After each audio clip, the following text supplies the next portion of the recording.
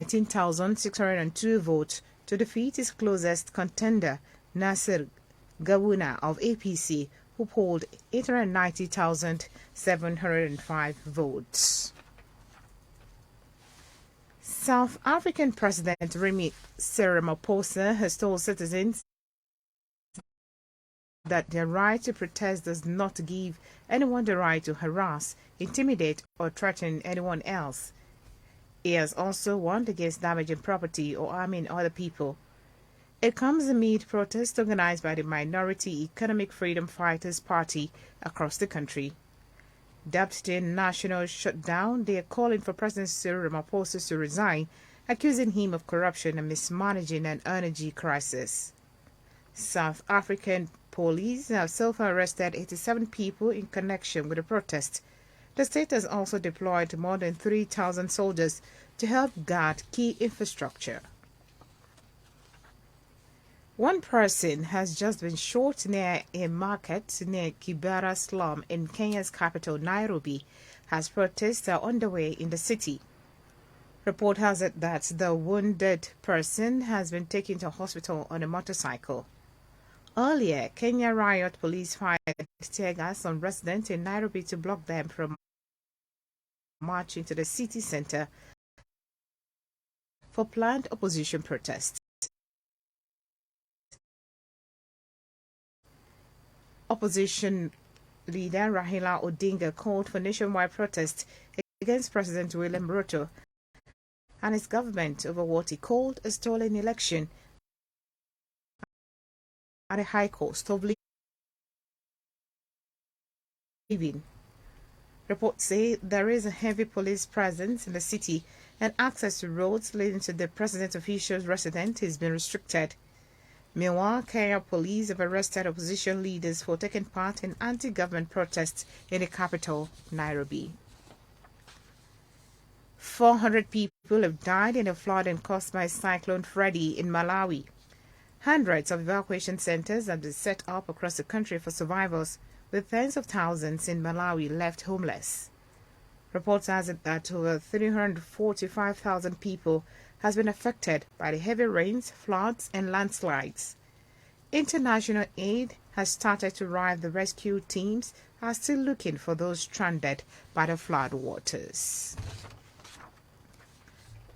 Thailand has dissolved its parliament ahead of what is expected to be a fiercely contested general election scheduled for early May. Prime Minister Praetho Chan-ocha's new United Thai Nation Party will be challenged mainly by the Pheu Thai Party, led by former Prime Minister Thaksin Shinawatara's daughter, Pheu Thangram. A date for the election has not been set, but it must take place within 60 days of dissolution. But campaigning by dozens of parties is already underway.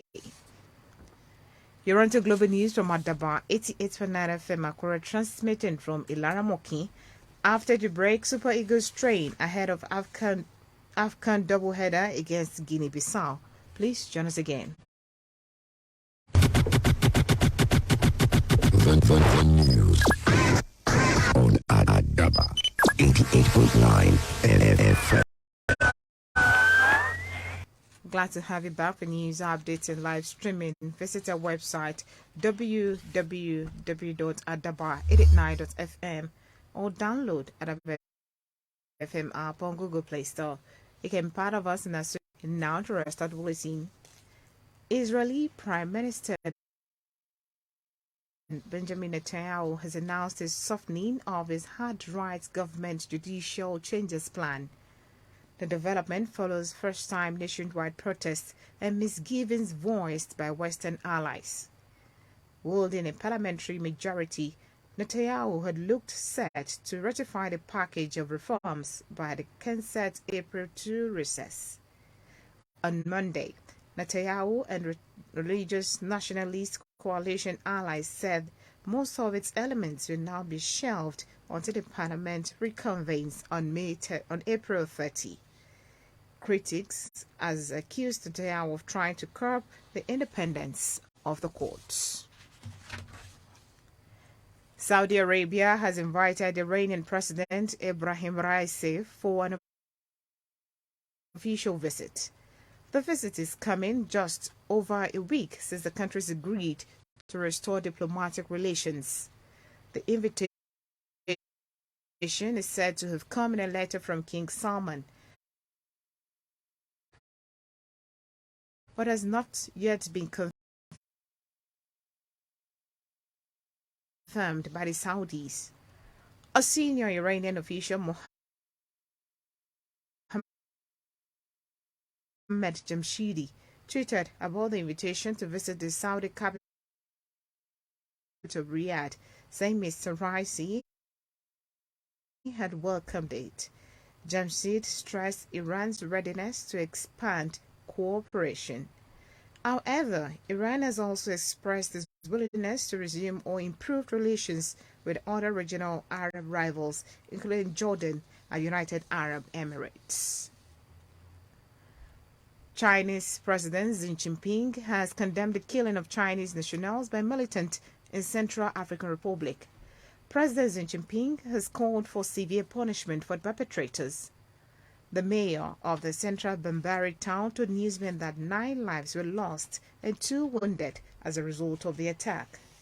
The Chinese embassy in Bangui has urged citizens to avoid traveling outside the capital following the killings, raising the alert levels to very high. A former member of the Australian military has been charged with a war crime over the killing of an Afghan civilian. The 41-year-old was arrested in New South Wales and charged with murder following a joint investigation between the Office of the Special Investigator and the Australian Federal Police. The former soldier has been remanded in custody and will appear in Sydney court at a later date. If found guilty, the former soldier, who is a first serving or former member of the Australian military to face war crime charges, faces a life sentence. And on sport, the Super Eagles will hold their first training session today at 5 p.m. ahead of their 2023 AFCON double-header against Guinea-Bissau. This was disclosed in a tweet on the Super Eagles. Meanwhile, 6 players have already arrived at Abuja for the qualifiers against Guinea-Bissau. The players are Alex Iwobi, Joe Aribo, Shemi Ajayi, Kelechi Iheanacho, Ademola Lukman, and Kelvin Akpoguma. Also, the Jutes of Guinea-Bissau will have their first training session today ahead of the 2023 Africa Cup of Nations qualifying doubleheader against the Super Eagles of Nigeria. Head coach Basiro Kande and his players arrived to Guinea-Bissau on Monday morning to kickstart their preparations for the qualifiers. Kande has already invited 25 players for the match day 3 and 4 fixtures. The team will train for 2 days in Bissau before traveling to Nigeria. The Jotas are expected to travel to Abuja for the first leg on Wednesday. Guinea-Bissau will take on the Super Eagles at the Moshood Abiola Stadium, Abuja, on Friday. The reverse fixture is billed for the 24 Decentro National Stadium, Guinea-Bissau, on Monday, March 27. To end global news, a recap of the top stories.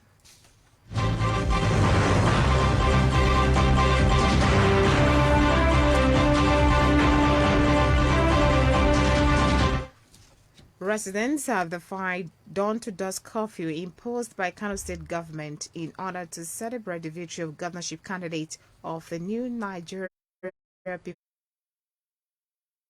People's Party (NNPP), Abba Kabir. Thailand has dissolved its parliament ahead of what is expected to be a fiercely contested general election scheduled for early May. Ajayi Super Eagles is expected to hold its first training session today at 5 p.m. ahead of the 2023 AFCON doubleheader qualifiers against Guinea-Bissau. That's global news as edited by Michael Akitunde. I'm Olajumoke or Motor Show saying good afternoon and thanks for listening.